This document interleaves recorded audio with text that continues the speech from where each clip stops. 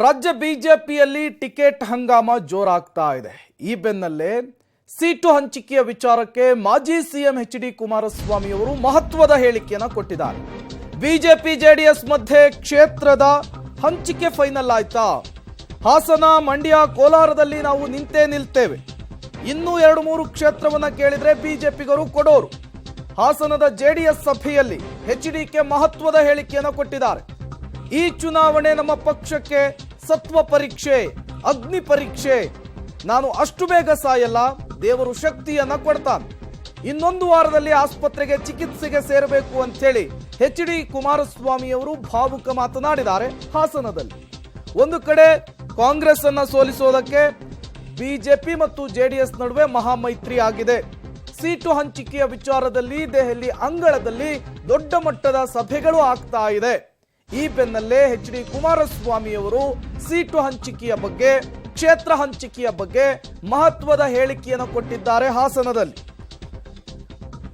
ಹಾಸನ, ಮಂಡ್ಯ, ಕೋಲಾರದಲ್ಲಿ ಜೆಡಿಎಸ್ ಅಭ್ಯರ್ಥಿಯೇ ಕಣಕ್ಕಿಳಿತಾರೆ ಮೈತ್ರಿ ಅಭ್ಯರ್ಥಿಯಾಗಿ ಅನ್ನುವಂತಹ ಮಾತನ್ನ ಎಚ್.ಡಿ. ಕುಮಾರಸ್ವಾಮಿ ಅವರು ಆಡಿರುವಂತಹದ್ದು. ಇನ್ನೂ 2-3 ಕ್ಷೇತ್ರವನ್ನ ಕೇಳಿದ್ರೆ ಬಿಜೆಪಿಗರು, ಬಿಜೆಪಿಯ ವರಿಷ್ಠರು ಕೊಡ್ತಿದ್ರು ಅಂತ ಹೇಳಿ ಹೇಳಿಕೆಯನ್ನು ಕೊಟ್ಟಿದ್ದಾರೆ ಎಚ್.ಡಿ. ಕುಮಾರಸ್ವಾಮಿ ಅವರು.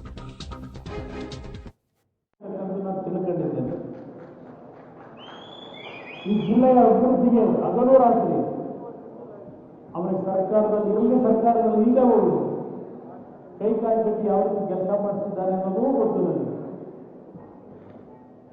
ಮೊನ್ನೆ ದಿನ ಗಡ್ಕರಿ ಅವರು ಕೇಂದ್ರ ಸರ್ಕಾರದ ಸಾರಿಗೆ ಸಚಿವರು ಮೈಸೂರಿಗೆ ಬಂದರು. ಸುಮಾರು 4,000 ಕೋಟಿ ರೂಪಾಯಿಗಳ ವೆಚ್ಚದ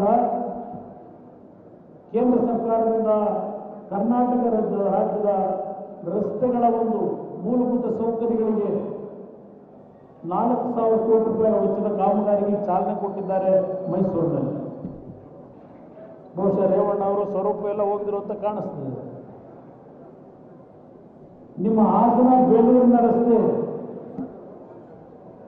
ಸುಮಾರು 687-84 ಕೋಟಿ ವೆಚ್ಚದಲ್ಲಿ 4 ಪಥದ ರಸ್ತೆಗಳನ್ನು ಮಾಡಲಿಕ್ಕೆ ಇವತ್ತೇನಾದ್ರು ಅಲ್ಲಿ ಗಡ್ಕರಿ ಅವರು ಫೌಂಡೇಶನ್ ಹಾಕಿದ್ರೆ